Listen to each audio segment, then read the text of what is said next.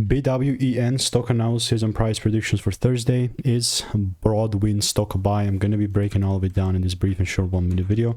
I am the only guy in this space that's done 43,000 videos over 5 years and documented everything, so I've seen what's printing and what's not.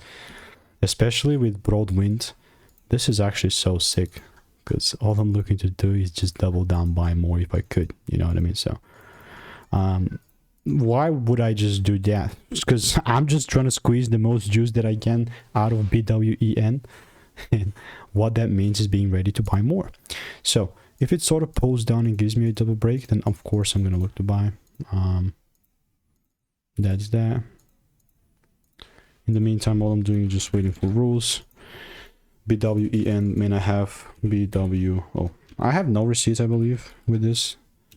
Yeah, nothing in the Discord, which is fair, because not that popular, but we can make it be if it gives me rules and I start buying. No, I'll wait. You know, I have nothing to control other than just still follow my rules. If you want to stay tuned with BWEN and get my money making emails and insights for free, click the first link in the description. See you in the next one.